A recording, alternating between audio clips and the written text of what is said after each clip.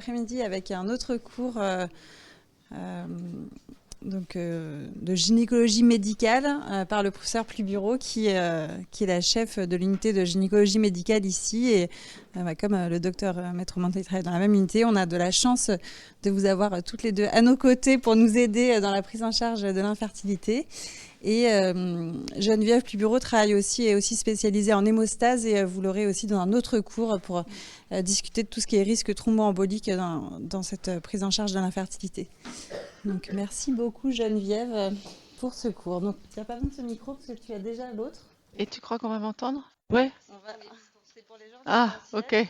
Et ce micro aussi, c'est pour les gens qui sont dans la salle. S'il y a des questions, comme ça, les gens distanciels peuvent entendre Vous êtes les super questions. équipés, hein. Voilà. Ouais. Merci beaucoup. Ils vont m'entendre tousser.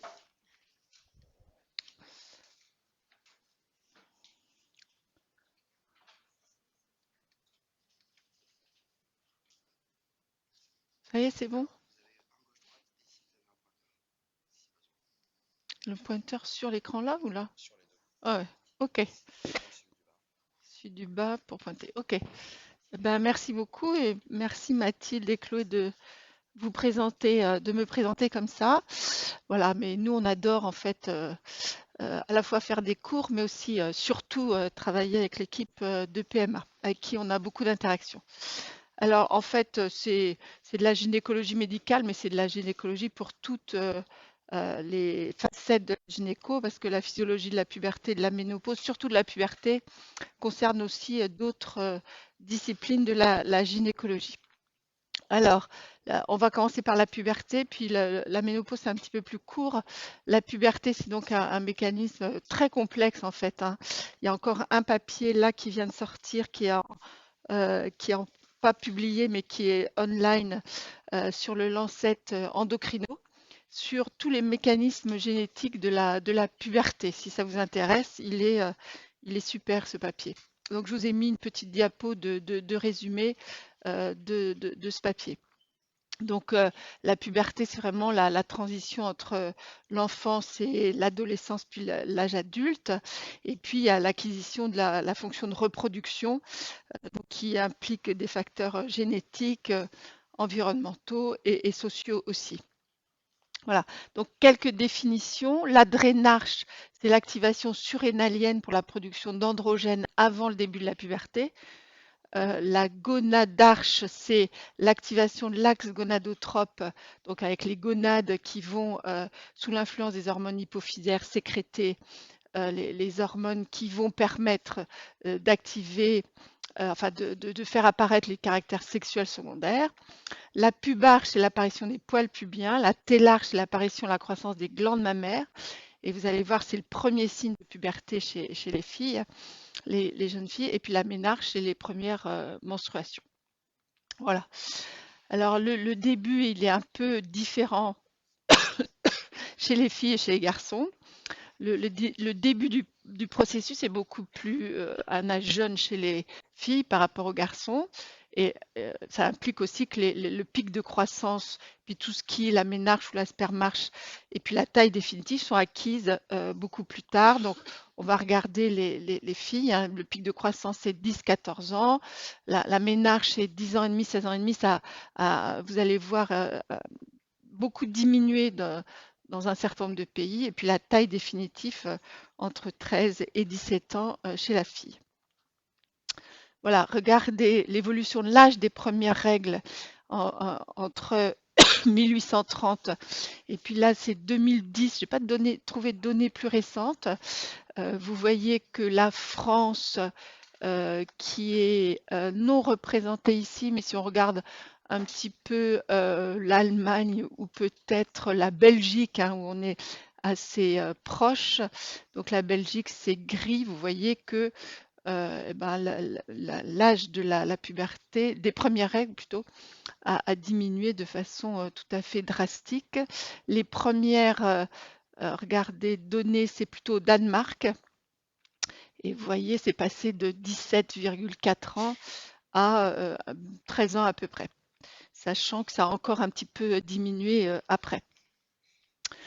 Voilà, et l'âge moyen aux premières règles, c'est un âge moyen hein, des premières règles en France, donc c'est pas sur le graphique précédent, mais c'est sur des données de l'INED, donc publiées en 99, hein, donc c'est un petit peu plus ancien. Bah, vous voyez qu'on est passé de 15 ans en 1850, un peu plus, à 12,6 ans euh, dans les années 2000. Voilà. Donc la puberté normale, on va avoir une accélération de la vitesse de croissance, l'apparition des caractères sexuels secondaires, les premières règles, puis il ne faut pas oublier toutes les transformations psychiques, cognitives et sociales, et puis l'apparition des fonctions de reproduction qui ne sont pas forcément synchrones avec l'apparition des premières règles, hein, puisque juste après les premières règles, souvent, mais pas tout le temps, on n'a pas de cycle ovulatoire et donc pas de fonction de reproduction possible. Voilà. Il faut connaître les stades de Tanner quand on fait un peu de gynéco de l'enfance et de l'adolescence. Donc avec des stades qui sont, je me suis trompée. Voilà, donc les stades pubertaires, si on regarde la fille, donc au niveau mammaire, cela on va les redétailler, et puis au niveau de la pilosité pubienne. Même chose pour le garçon. Voilà, et euh, au niveau des seins, donc ça c'est vraiment le premier signe d'apparition du début de la puberté. On va avoir une petite élévation du mamelon, c'est très discret, hein. Et puis après un bourgeon mammaire avec les premiers signes, d'autres signes pubertaires, sachant que le bourgeon mammaire est souvent asymétrique. On a après un élargissement de la croissance du mamelon. Vous voyez là et là, c'est vraiment le mamelon qui est différent. Le volume du sein va, enfin le sein va prendre un petit peu de volume, mais c'est vraiment le mamelon qui est différent. Puis après, on a une saillie de l'aréole ici. Et puis la différence entre S4 et S5, c'est sous le sillon, c'est vraiment l'apparition du sillon sous-mammaire. C'est assez subtil, hein. Mais bon, quand on a des problèmes d'aménorrhée, on regarde toujours ces stades de Tanner et donc on regarde les différences entre ces différents stades et notamment S4, S5. Voilà, donc il va y avoir une activation de l'axe gonadotrope.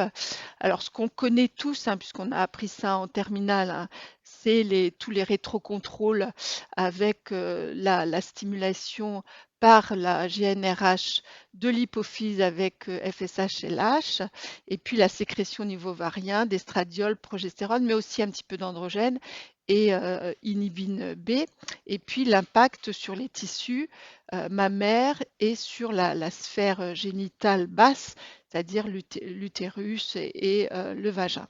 Et puis, il y a des tissus cibles qu'on voit moins. Eh bien, c'est notamment l'os où il va y avoir l'acquisition du pic de masse osseuse sous l'impact essentiellement des estrogènes. Alors comme ça, c'est simple, mais en fait, c'est beaucoup plus compliqué que ça. On va avoir une sécrétion pulsatile de GnRH. Si cette pulsatilité est annulée, le processus de puberté ne va pas s'enclencher. Et on va voir que, et donc après une sécrétion pulsatile de LH, celle-là, on peut l'avoir facilement si on fait des dosages toutes les 10 minutes de la LH. On a une augmentation exponentielle et puis une diminution rapide. La sécrétion de pulsatile de GnRH, on ne la voit pas, c'est vraiment beaucoup plus rapide. Donc, il y a des études, mais pas chez la femme, chez les singes, qui ont permis de regarder cette pulsatilité en lien avec la pulsatilité de LH, essentiellement. Et puis l'ovaire, on a vu hein, avec la synthèse d'estradiol par les cellules de la granulosase sous l'influence de la LH. Voilà. Donc, au moment de la puberté, on a une augmentation de la pulsatilité du GnRH au niveau hypothalamique et la physiopathologie de pourquoi on va avoir une augmentation de la pulsatilité, on va avoir une modification, une augmentation, c'est extrêmement complexe. Il va y avoir des facteurs génétiques et des facteurs surtout métaboliques qui vont faire que cette pulsatilité va se modifier. Donc voilà, c'est ce que je viens de vous dire. Et puis il y a le rôle de tous les neurotransmetteurs. Ça, c'est plutôt tout ce qui est génétique.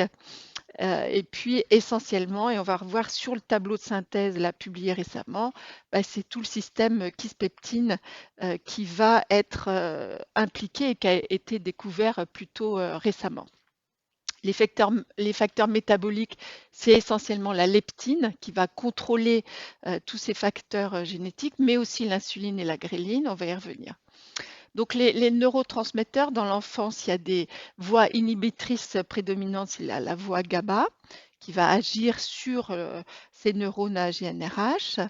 Et puis après, en péripuberté, il va y avoir un lever de cette action inhibitrice GABA et une augmentation de l'activité activatrice, les catécholamines et les glutamates essentiellement, et la sécrétion pulsatile de GnRH qui va s'installer. Donc, en fait, tout est, on parle donc du GnRH, mais qui est sous l'influence assez importante du système kispeptine, qui est probablement l'acteur majeur, mais qui a été découvert il n'y a pas très très longtemps, puisque vous voyez que dans l'initiation de la puberté, les premiers papiers, c'est 2003. Donc, c'est vraiment, c'est il y a 20 ans. Alors pour nous, c'est récent, mais voilà, la GnRH, c'est beaucoup, beaucoup plus ancien. Donc, ça contribue à l'activation et à la régulation de cette sécrétion et de cette pulsatilité du GnRH. Et donc, le récepteur KISS, avant, on l'appelait GPR54. Je ne sais pas si vous aviez déjà entendu. Non, vous êtes tous trop jeunes, je pense, pour avoir cette appellation. Est retrouvé à la surface des neurones à GnRH et surtout dans deux structures. On va voir ça sur le dernier papier. Et donc, si on a une mutation, par exemple, de ce récepteur, alors non, ça ne marche pas si on a une mutation, mais si on a une diminution de production de la protéine libérée par ce système, la puberté ne peut pas s'enclencher. Et donc, on a des papiers sur justement la mutation de ces récepteurs qui montre que la puberté chez des enfants impubères. Et si on administre du KISS, on a une libération de LH et de FSH. D'où l'importance de ce système kispeptine. Et donc, et si on voit un peu à l'extérieur de ce système, les neurones à KISS expriment à leur surface le récepteur de la leptine. D'où l'importance effectivement de ces interactions à la fois génétiques et métaboliques pour enclencher cette puberté. Voilà, et puis il y a d'autres systèmes, mais qui sont peut-être moins étudiés. C'est les polypeptides, voilà, avec ce nom barbare ici, qui probablement a des autres inférences donc sur le système GnRH. Donc ça, c'est un papier de 2020. Et donc, celui-là, il y a moins de littérature, mais il y a probablement, comme je l'ai cité pour vous montrer qu'il y a aussi d'autres inférences très probables dans ce mécanisme d'installation de la puberté et qu'on ne connaît pas complètement. Donc voilà, donc ça c'est le petit schéma chez l'enfant, en prépuberté, et puis chez l'adulte avec les rétrocontrôles. Voilà, et puis il y a d'autres facteurs génétiques, mais qui font partie un peu du même système, c'est le système tachykinine, donc avec plus global, avec les neurokines B, les TAC3 et TAC R3, les récepteurs, et donc avec une initiation de la puberté avec les premiers papiers en 2009. Donc avec l'activation, mais via le système KISS probablement. Et puis les MKRN3 avec un rôle probablement inhibiteur sur le GnRH. Et ça, c'est plus récent, donc moins de développement. Et puis les autres gènes candidats, et donc probablement d'autres. Et donc avec les études sur le génome entier, on verra probablement d'autres gènes impliqués dans le déclenchement de cette puberté. Voilà, pour ce qui est de facteurs génétiques, mais vraiment très synthétiques. Donc après, il y a des facteurs métaboliques, hein. Je vous ai dit, c'était la leptine qui est probablement le facteur métabolique le plus important, mais il y a aussi l'insuline et la gréline. Donc la leptine, c'est l'hormone de satiété qui est sécrétée par le tissu adipeux. C'est corrélé à la masse grasse et donc c'est vraiment un signal métabolique sur l'axe reproductif important et c'est absolument nécessaire à la puberté. Donc les gens qui ont des mutations du récepteur de la leptine ou pour la production de la leptine ont des hypogonadismes hypogonadotropes, voire l'absence de puberté. Et quand on traite par leptine, eh bien, on peut induire, alors ça dépend des mutations, hein, on peut induire la puberté et le cycle menstruel. Voilà. Donc la leptine, on l'a vu. L'insuline, il y a une action hypothalamique directe ou via le système KISS avec une régulation, une stimulation de la leptine. Et la gréline, c'est un peptide qui est produit par l'estomac et donc qui est orexigène, contrairement à la leptine, hein, c'est l'inverse. Et donc il y a une action hypophysaire avec un effet inhibiteur sur la pulsatilité des gonadotrophines.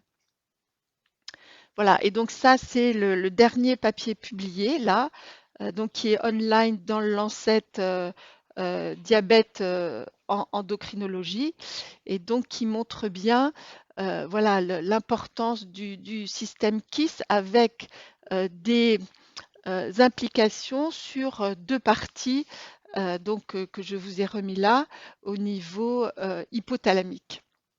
Mais vous voyez que c'est pour ça qu'il est assez synthétique ce papier, je pense que c'est celui que je préfère, avec le tissu adipeux, donc il faut avoir une certaine masse grasse pour que ça se déclenche, et puis des inférences directes sur d'autres neurones, notamment les neurones GABA, mais aussi des inférences directes de la leptine sur ce système kispeptine via d'autres voies, la voie CART et la voie MSH, hein, et puis directement sur l'hypothalamus.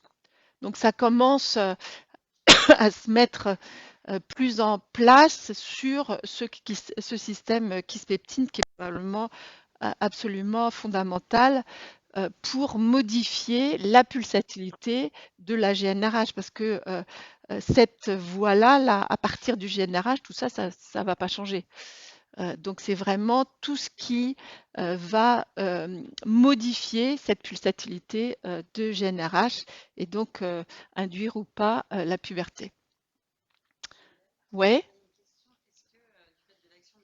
Les enfants obèses ont une puberté plus précoce. Alors elle est modifiée, plus précoce ou parfois plus tardive en fonction des pathologies de la leptine en fait. Merci. Donc vous voyez qu'il y a encore beaucoup d'inconnus. Et puis on cite toujours les facteurs environnementaux parce qu'il y a c'est pas des phytoestrogènes, je ne trouve pas le mot, les estrogènes, les perturbateurs endocriniens, merci. Donc qui sont dans les phtalates, le bisphénol A, qui probablement induisent aussi des modifications de cette puberté. Et est-ce que c'est ça qui explique la diminution de l'âge de la puberté? Bon, c'est discuté. Mais comme vous le voyez, il y a encore beaucoup d'inconnus. Voilà, puis ça, je vous l'ai déjà dit, hein, c'est vraiment le rôle central du neurone AGNRH. Voilà, alors juste, qu'est-ce qui va se passer une fois que on a vu un petit peu l'endocrino très schématiquement de la puberté, bah, il va y avoir le développement des caractères sexuels secondaires. Et je vous ai dit que le premier développement chez la fille, c'est le développement mammaire sous l'influence de l'ectoderme, enfin sous l'influence, c'est l'ectoderme qui va se différencier à la fois en différenciation des neurones et développement de la glande mammaire. Donc c'est vraiment l'ectoderme. Et si on regarde comment l'ectoderme migre au moment de l'organogénèse, bah, vous voyez que ça migre sur cette ligne-là, du creux axillaire jusqu'au creux inguinal. Et donc si vous examinez vos patientes, eh bien vous trouvez des mamelons surnuméraires plus ou moins développés avec une glande mammaire sous-jacente parfois sur cette ligne-là. Donc vous faites des beaux diagnostics rien qu'en regardant votre patiente. Alors, l'ectoderme, la crête mammaire primitive, c'est la septième semestre de grossesse. 12e semestre, c'est le bourgeon mammaire. Et puis après, on va avoir les canaux primordiaux avec une petite vésicule à l'extrémité, donc ça va être les lobules, mais il n'y a pas de structure lobulaire. Puis il va y avoir une croissance, une différenciation du stroma. 24e semaine, c'est l'aréole. Et puis la différenciation, elle va se poursuivre jusqu'à la naissance. Donc là, je vous ai mis un peu des images de mamelons surnuméraires qui peuvent être petits, hein. Vous voyez là, c'est bien sur la ligne axillo-inguinale. Ici, un petit peu plus important. Et puis d'autres patientes, vous voyez là, c'est une patiente, elle avait 6 petits mamelons surnuméraires. Alors celle-là, 1. Mais là, vous voyez, il y en avait ici, c'était bilatéral. Alors, je n'ai pas pris toute la photo, j'ai pas mis l'autre, mais il y en avait 2 autres sur la ligne, voilà. Alors, faut pas y toucher. Il faut prévenir les patientes quand on les voit, parce qu'en fonction des structures sous-jacentes, elles peuvent avoir, si elles allaitent, des petits écoulements. Mais on s'en fiche. Voilà. Et où ça peut un petit peu grossir. Alors, le fonctionnement de l'axe gonadotrope, on va passer vite. Je vais regarder. Ouais, on va passer vite parce qu'il y a pas mal de choses à voir après. Et donc là, c'est le résumé. Merde. Voilà, c'est le résumé, hein, hypothalamus, les sécrétions variables au niveau ovarien sous l'influence de la FSH et de la LH, et puis qui sont là plutôt estrogène, progestérone. Là, c'est FSH et LH avec le pic de LH. Et puis la croissance des follicules, l'estrogène avec un tout petit pic en préovulatoire. Et puis la progestérone, normalement, on n'a pas de progestérone en première partie de cycle. Est-ce que vous connaissez une des seules pathologies, quand vous dosez la progestérone en première partie de cycle et que vous en avez, vous recherchez quoi? Parce que nous, on voit beaucoup de progestérone faite en première partie de cycle, notamment dans le bilan d'infertilité. Alors, il y a certaines équipes qui le font, mais pour chercher quelque chose de précis. Mais je veux dire, dans 99% des cas, ça ne sert à rien du tout. Il n'y a pas de gynécomède ou de gynéco-endocrino là? Vous êtes tous obstétriciens? Donc, dans les blocs surrénaliens, et donc notamment le bloc en 21 hydroxylase qui est le plus fréquent, bah, vous avez une augmentation du taux de progestérone. Mais c'est, voilà, en première partie de cycle. Donc là, vous voyez ici, hein, il n'y a pas de progestérone. Donc, ne faites pas de la progestérone, enfin, sauf si vous avez des symptômes, sauf si vous avez des... Vous faites, vous? Oh, oh, non, voilà. Donc, toutes les bonnes équipes, hein, vous en avez 2 ici, ne le font pas. Donc, faut pas le faire, d'accord? Sauf si vous avez, par exemple, des signes d'hyperandrogénie, une patiente qui va être très acnéique ou qui va avoir un hirsutisme important, là, vous avez le droit de le faire. OK? Mais ça économisera des sous pour des choses peut-être plus utiles.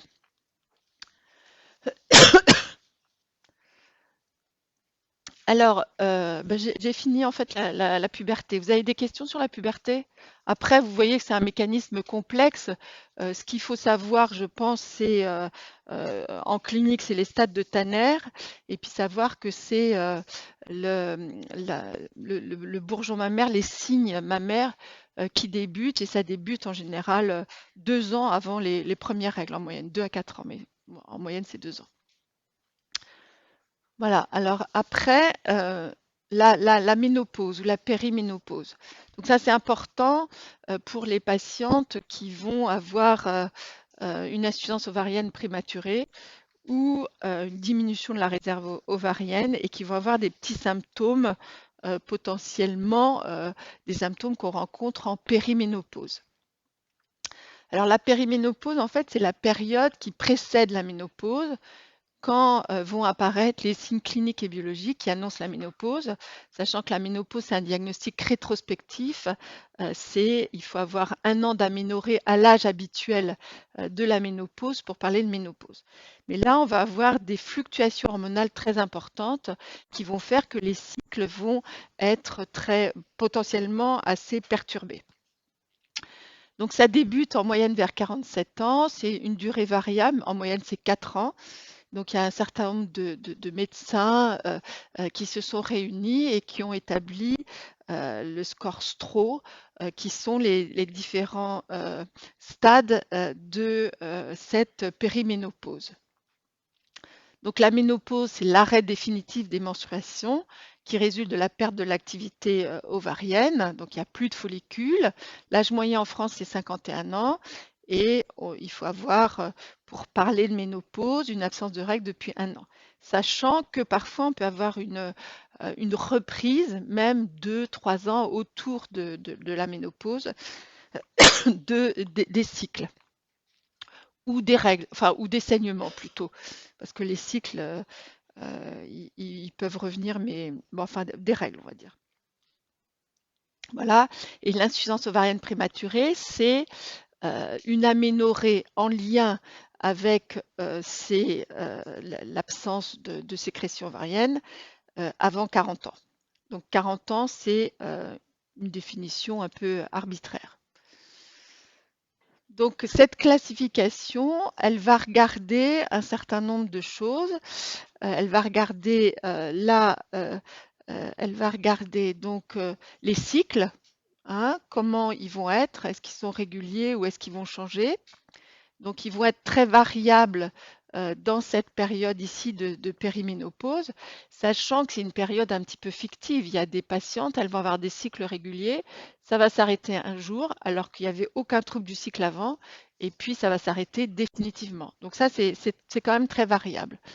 Il va y avoir des critères donc biologiques, essentiellement sur la FSH qui va augmenter. Et puis l'AMH qui va diminuer, mais l'AMH, nous en gynéco, quand il n'y a pas de désir de grossesse, c'est pas un dosage qu'on fait régulièrement. Et puis l'inhibine B, c'est pareil, hein, on le fait que quand on a des contextes de tumeurs. Ce qu'on fait plus régulièrement, c'est le compte des follicules en trop, donc ça, voilà. Et puis on a des symptômes cliniques, et donc on peut avoir les symptômes de ménopause qui vont apparaître avant la ménopause installée. Et donc il y a des femmes qui vont avoir des bouffées de chaleur avant la ménopause alors qu'elles ont encore leurs règles, et donc avec des petites sécrétions d'estrogène. Donc là, s'il y avait un petit truc, c'est-à-dire qu'une anomalie des cycles entre 3 et 11 mois prédit la ménopause dans les 4 ans. Donc ça, c'est voilà, c'est une information qui est importante à donner à nos patientes. Alors ça, c'est une merveilleuse étude qui s'appelle la SWAN Study. Si vous vous intéressez un petit peu à la périménopause et la ménopause en dehors de l'infertilité, ils ont un site et ils publient un nombre d'études tout à fait incroyable. Donc en fait, ils ont suivi à peu près 1500 femmes qui étaient dans cette période de transition, et puis ils les ont suivies de façon longitudinale. Donc ils publient beaucoup de choses, et donc ils ont montré, ils ont essayé de faire des groupes de femmes un petit peu homogènes, et ils ont montré le profil. Là, c'est sur des taux d'estradiol de ces 1500 femmes réparties entre 4 groupes, vous voyez, avec des sécrétions d'œstrogènes qui peuvent diminuer progressivement, voilà, comme ça, ou qui peuvent fluctuer avec une augmentation importante et tac, une diminution beaucoup plus importante. Voilà, donc c'est les 4 groupes définis par la Swan Study.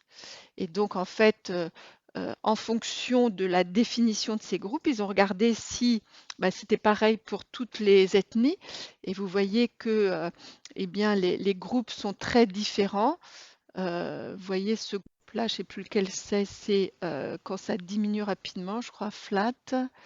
Oui, enfin, c'est ce groupe-là, là.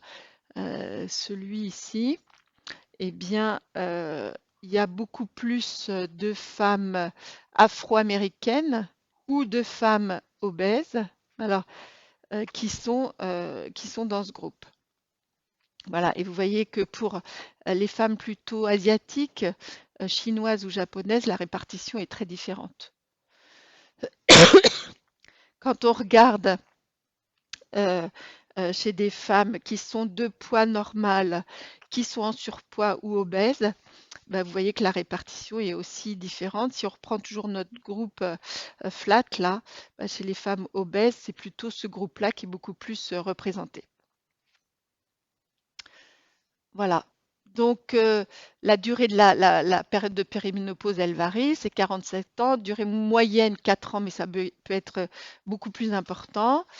Et donc, c'est caractérisé essentiellement par un certain nombre de signes fonctionnels qui sont liés aux modifications hormonales.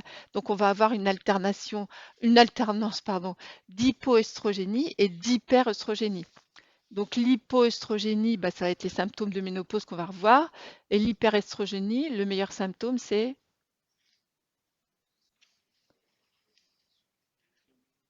les mastodinies, absolument. C'est ça que vous avez dit, hein? J'entends pas bien, mais voilà, c'est les mastodinies. Donc en fait, c'est pour ça qu'on ne traite pas, même les patientes qui ont des bouffées de chaleur très importantes, on ne traite pas trop vite parce que ça peut revenir dans cette période de périménopause. Et si les sécrétions ovariennes reviennent et que vous traitez en plus, vous allez avoir trop d'estrogènes et les patientes vont mal supporter le traitement. Voilà, donc là, c'est le stock des follicules qui est maximal au 5e mois de vie intra-utérine. Et après, ça diminue, voilà, ça diminue pour qu'à la ménopause, et à la ménopause, il y a plus de follicules. Sachant qu'il y a peu de choses qui vont influencer cette diminution après la naissance, en fait.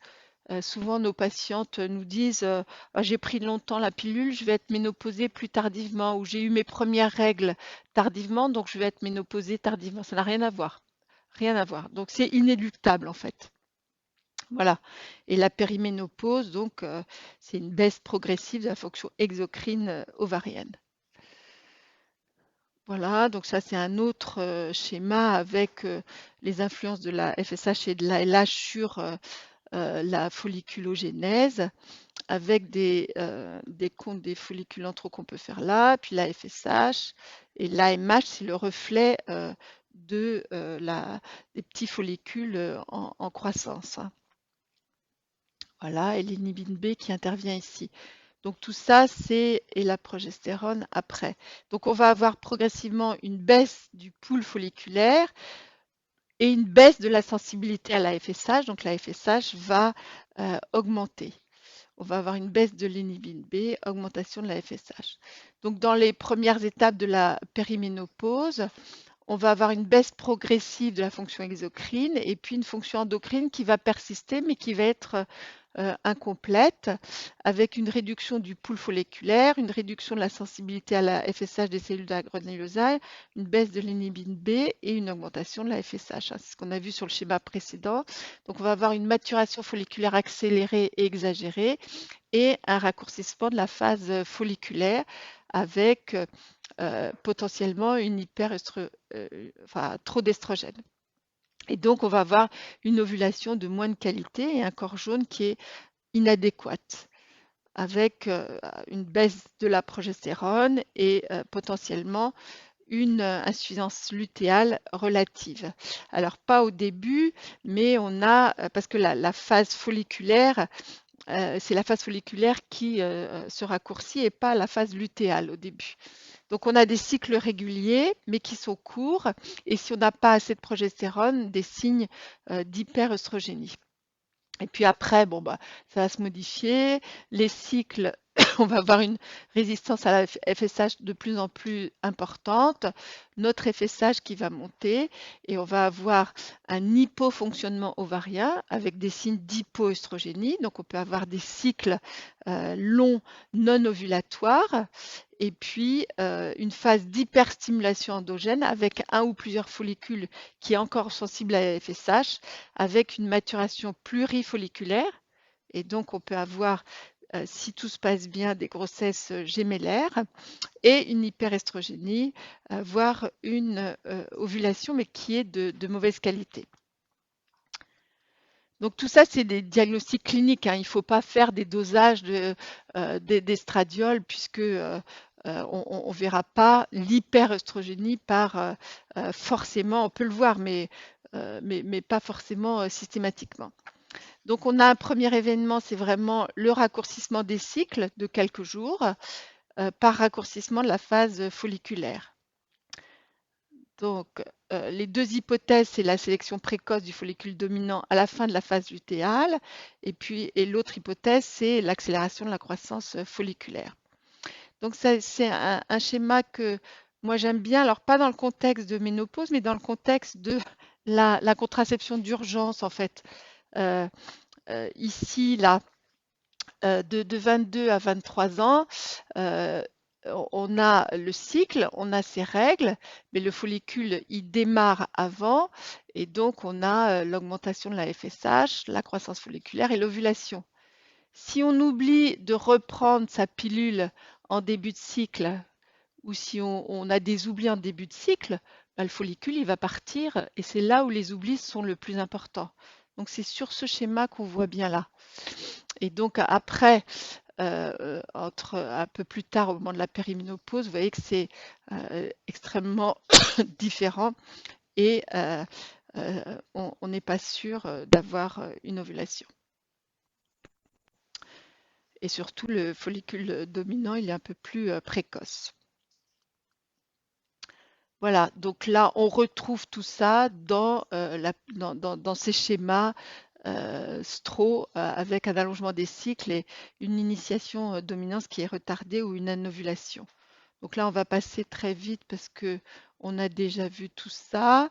Et donc, à un moment, on a une perte complète de l'activité cyclique ovarienne avec une petite activité résiduelle possible. Donc, il y a des femmes qui auront des bouffées de chaleur un petit peu retardées par rapport à leurs dernières règles. Et puis, donc, elles vont être gênées, mais après un petit peu à distance de la ménopause, enfin de l'absence de règles depuis un an. Donc on a une perte de l'activité cyclique ovarienne, ça on l'a vu, on va passer. Et puis on a des troubles du cycle, et ça c'est toujours la Swan Study, où on voit, vous voyez, des écarts types qui sont très importants sur la longueur du cycle. Donc ça c'est la moyenne sur leur population, mais vous voyez que c'est absolument très dispersé pour expliquer, enfin, c'est très variable, quoi. Et donc, on a voilà des cycles vraiment qui s'allongent quand on s'approche de la ménopause. Alors ça, c'est un petit schéma qu'on avait fait il y a très longtemps, mais je trouve qu'il résume un petit peu tout ce qu'on connaît sur les différentes phases, mais qui peuvent s'intriquer, hein. Donc on a une première phase avec une augmentation de la FSH, une ovulation plus précoce, hein, donc la phase folliculaire qui se raccourcit, mais la phase lutéale qui est encore là. On a après une phase lutéale au contraire qui va se raccourcir, donc avec vraiment une sécrétion de progestérone tout à fait inadéquate, et puis une ovulation qui est plus tardive. Avec potentiellement des signes d'hyperestrogénie parce que bah, votre phase folliculaire, elle a quand même une sécrétion d'estrogène et donc c'est des cycles qui sont beaucoup plus longs en termes d'exposition aux estrogènes avec la progestérone qui ne va pas contrebalancer cette hyperestrogénie. Et puis après une anovulation, donc avec une sécrétion potentiellement résiduelle d'estrogène, avec votre FSH qui est beaucoup plus importante et peu de progestérone. Et donc ça peut faire le lit des pathologies utérines, mais aussi mammaires, mais utérines, où vous pouvez avoir une hypertrophie de l'endomètre. Donc les patientes, elles n'ont pas de cycle pendant 2-3 mois et paf, une hémorragie lorsqu'elles ont leurs règles. Donc en fait, quand elles ont ça, il faut vraiment déclencher les règles et les substituer en progestérone. Et puis après, bah, plus de follicules. Là, vous avez une hypoestrogénie et donc tous les symptômes de la ménopause. Voilà, donc ça, c'est ce qu'on a déjà vu. Et donc attention, voilà, aux symptômes où les patientes nous disent bah, j'ai pas eu mes règles pendant 2-3 mois, mais vraiment quand elles arrivent, c'est la catastrophe. Donc ça, c'est typique des sécrétions d'estrogènes qui sont encore présentes. Et puis alors, en général, elles n'ont pas de bouffée de chaleur. Ou elles ont des bouffées de chaleur au début, mais elles ont quand même une sécrétion résiduelle d'estrogènes et qui font que leur endomètre pousse sans qu'il desquame. Voilà, alors évidemment, ça c'est la théorie. Ces différentes phases, elles sont souvent intriquées. Donc c'est plus compliqué que ça. Il y a une grande variabilité inter et intra-femme. Et donc, c'est pas la peine dans cette période de faire des dosages hormonaux, c'est vraiment un diagnostic clinique. Vous pouvez avoir une FSH à 70 à un moment, quand elles sont en hypoestrogénie, et puis le cycle d'après ou 2-3 cycles suivants, une FSH à 7, parce que bah, c'est reparti. Donc les dosages hormonaux ne servent à rien, alors sauf si elles n'ont pas d'utérus et vous ne savez pas trop où elles en sont. Parce qu'il n'y a pas, vous ne pouvez pas donner de progestérone, il n'y a pas la trace des règles. Voilà, en pratique, donc il y a des troubles du cycle, vous l'avez bien compris, et puis il y a une alternance de signes d'hyper et d'hypoestrogénie, mais l'hyperestrogénie, hein, c'est surtout les mastodinies, et puis ça peut être aussi les troubles de l'humeur, et puis un peu la prise de poids, mais la prise de poids, c'est compliqué à cet âge-là. Donc, dans ce contexte, il faut vraiment savoir rechercher une pathologie utérine et mammaire. Au niveau utérin, bah, vous pouvez avoir un syndrome prémenstruel qui va s'activer, qui va être plus important. Et les patientes qui ont des migraines catameniales, elles vont souffrir plus pendant cette période de périménopause. Vous pouvez avoir un petit peu plus de fibrome. Et puis, ce que je vous ai raconté hein, sur l'hypertrophie de l'endomètre, qui fait le lit de l'hyperplasie et du cancer de l'endomètre. Au niveau ovarien, bah, vous pouvez avoir des cycles, des kystes fonctionnels ovariens, et puis au niveau mammaire, des mastodinies, et puis des mastopathies bénignes, dont certaines font aussi le lit du cancer du sein quand il y a une maladie très proliférative, notamment avec des atypies, et plus il y a d'atypies sur votre biopsie, plus le risque de cancer du sein sera élevé. Voilà, donc un tout petit peu d'épidémiologie sur la ménopause. Bah, l'espérance de vie des femmes à la naissance en 2018, c'est 85,3 ans, ça a un petit peu augmenté. Si une femme atteint 60 ans, elle a encore une espérance de vie, elle va quasiment passer encore 30 ans. Donc vous voyez, vous avez presque 40 ans, pas tout à fait, mais en période de ménopause. Donc c'est un problème important et il faut éviter les pathologies qui sont liées à la fois au vieillissement, mais aussi à la ménopause chez la femme. Et je pense à l'os notamment. Donc là, c'est des données un peu plus récentes. Vous voyez 2008 et 2018, l'espérance de vie des femmes en France, donc l'espérance de vie à 60 ans. Il n'y a pas 50 ans dans ce schéma. Donc c'est encore presque 30 ans. Voilà, alors les conséquences de la ménopause, à court terme, c'est le syndrome climatérique, hein, et à moyen terme, court moyen terme, vous allez avoir des modifications du poids, mais par répartition différente des graisses. Donc on va avoir plus une répartition androïde avec une insulinorésistance qui va s'installer. Vous allez avoir ce qu'on appelle le syndrome, le SGUM, le syndrome génito-urinaire, avec une atrophie vulvo-vaginale et ses conséquences en termes de sexualité et potentiellement aussi un peu plus d'infections urinaires. Et puis une diminution de la densité osseuse avec une ostéopénie, voire une ostéoporose un peu plus tardivement. Et puis à long terme, donc les conséquences de tout ça, les fractures ostéoporotiques, les maladies cardiovasculaires avec une incidence qui rejoint celle de l'homme. Donc en France, un petit peu plus tardivement parce qu'on a probablement un petit peu moins de facteurs de risque, même si ça bouge que d'autres pays, je pense aux États-Unis par exemple. Des troubles cognitifs et puis des pathologies carcinologiques parce que plus on vieillit, plus on a de chances d'avoir un cancer. Donc le diagnostic, il est clinique avec tous les symptômes du syndrome climatérique, les bouffées de chaleur, les bouffées vasomotrices, mais qui ne sont pas en lien avec l'hypoœstrogénie, qui sont en lien avec la augmentation de la FSH. Les femmes anorexiques qui ont un hypogonadisme hypogonadotrope, elles n'ont pas de bouffée de chaleur et pourtant elles ont un estrogène dans les chaussettes. D'accord? Donc c'est vraiment l'augmentation de la FSH, les sueurs nocturnes, les douleurs articulaires, la frilosité, l'asthénie, bon, les troubles de la libido, ça c'est plus compliqué, hein. La libido, c'est pas que les hormones. Les troubles de l'humeur, du sommeil, les troubles du sommeil qui peuvent être liés directement aux bouffées vasomotrices, aux sueurs nocturnes, mais pas que. Et puis la sécheresse vaginale et l'hyperpareunie. Alors certaines équipes aussi ajoutent les céphalées. Nous, pas trop, mais bon, parce que quand on a des céphalées ou des migraines, normalement, ça s'améliore à la ménopause. Et puis, il y a un certain nombre de troubles digestifs, notamment des ballonnements qui sont plus importants après la ménopause. Donc, c'est plutôt aussi l'examen clinique. Vous interrogez vos patientes et c'est l'examen clinique qui vous dira un petit peu la trophicité aussi des muqueuses vaginales et de la vulve.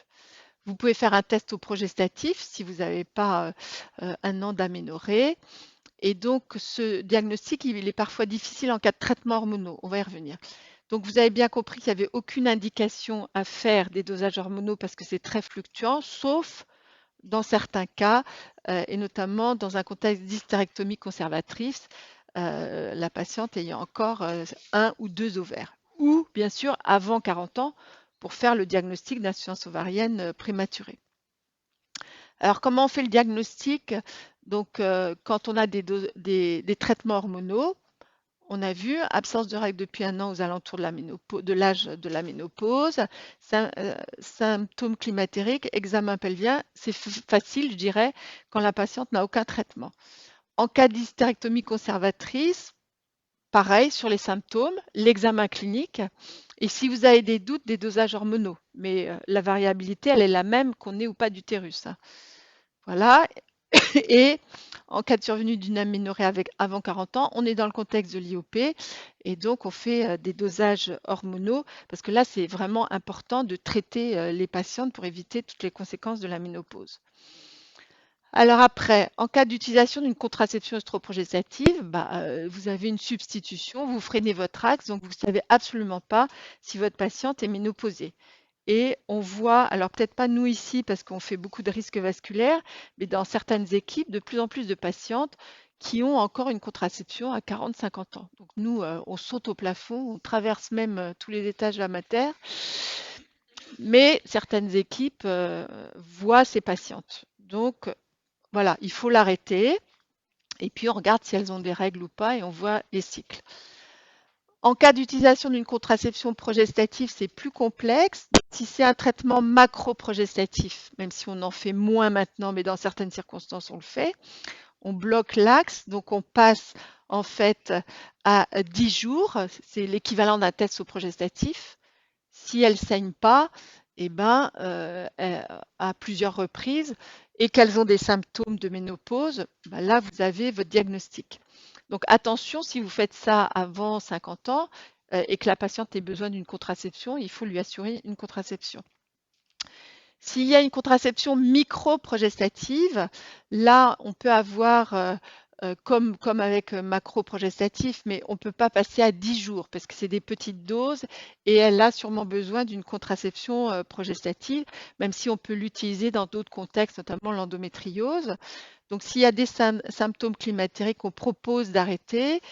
S'il a besoin d'une contraception, on lui donne une contraception locale et on peut faire un test au progestatif si on arrête. Et le plus difficile, c'est quand elles ont un implant ou un DU au lévonorgestrel. Alors pour certaines équipes, elles font des dosages hormonaux, surtout s'il y a des symptômes climatériques à un âge supérieur à 50 ans.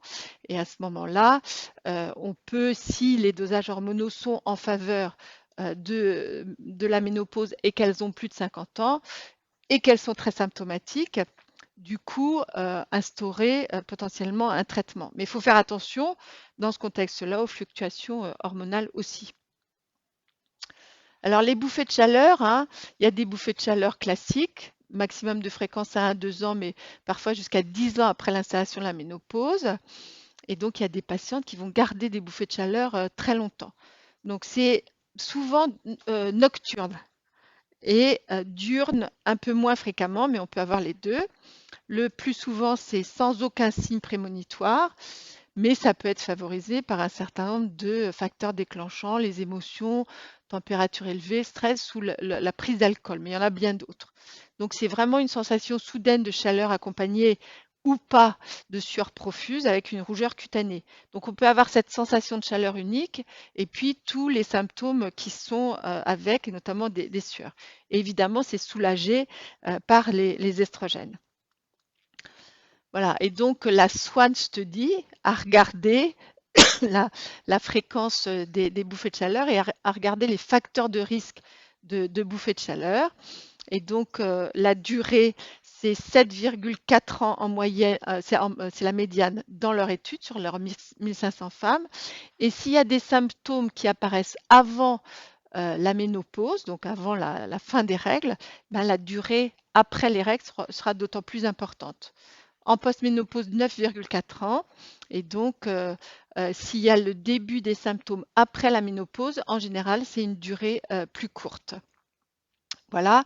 Et les facteurs de risque de durée des symptômes, alors le début en périménopause, le tabac, le BMI élevé et puis d'autres facteurs stress ou dépression dans leur étude. Mais le BMI élevé, c'est important parce que on avait l'impression que les patientes qui avaient un BMI élevé, elles ont plus de graisse. Et comme dans la graisse, il peut y avoir une conversion en estrogène, qu'elles avaient moins de bouffées de chaleur. Tout ça, ça a été remis en cause par un certain nombre d'études et c'est probablement faux. Donc le mécanisme des bouffées de chaleur, c'est compliqué. Mais on a un rétrécissement de la zone thermoneutre ici, avec un seuil de frisson quand on est bas ou un seuil de sudation quand c'est trop élevé. Et donc, on a une réduction de cette zone, la thermoneutre, d'où les bouffées de chaleur chez la femme ménopausée. Et donc, c'est probablement encore un petit peu plus compliqué que ça. Et donc, il y a des développements de médicaments qui font intervenir ce que je vous ai raconté tout à l'heure. Quand on a une baisse des estrogènes, on a une hypertrophie des neurones KNDY avec une augmentation de déclenchement des voies neuronales qui contrôlent les NK3, les récepteurs NK3. Et donc, on a des déclenchements des voies neuronales qui contrôlent les réponses de dissipation de chaleur dans le système vasculaire de la peau aussi. Et donc, on a des bouffées vasomotrices. Et donc, tous les médicaments qui se développent font appel à ces nouvelles voies d'explication des bouffées de chaleur. Donc, c'est des antagonistes par voie orale du récepteur neurokinine 3. Donc, il y a des modifications métaboliques aussi au moment de la ménopause avec une augmentation progressive du poids, on l'a dit, hein, une répartition différente des graisses, une insulino-résistance, et puis une modification tensionnelle. Après la ménopause, euh, si vous regardez, si vous prenez, ce que j'espère, la pression artérielle à vos patientes en consultation, bah, les patientes plus âgées, elles ont une diastolique qui va baisser en fait. Et donc, elles ont des modifications tensionnelles, mais qui restent évidemment dans le rang normal. Mais la diastolique va baisser, puis on a une modification des résistances vasculaires avec une diminution de l'élasticité des parois artérielles. D'où l'importance de l'activité physique qui va combattre l'insulino-résistance et puis une alimentation riche en calcium et en vitamine D pour éviter les conséquences de la ménopause. Le SGUM, on en a parlé, hein, donc difficultés sexuelles, infections, on peut avoir des vaginites trophiques et donc on peut, si on n'a pas de bouffée de chaleur, aussi traiter par des estrogènes topiques pour limiter les conséquences de ce SGUM. Et puis on a des conséquences aussi sur l'incontinence urinaire qui peut être permanente à l'effort avec une démiction impérieuse avec une hypertonie du détrusor.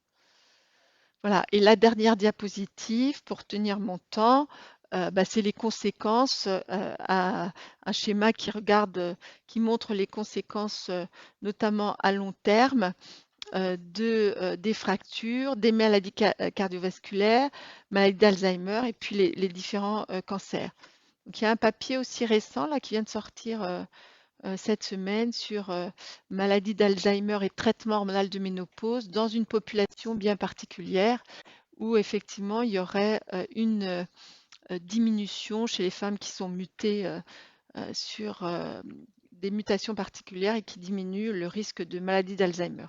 Tout ça est très discuté dans ce contexte, on va dire. Voilà. Et c'était la dernière diapositive. Voilà, je vous remercie.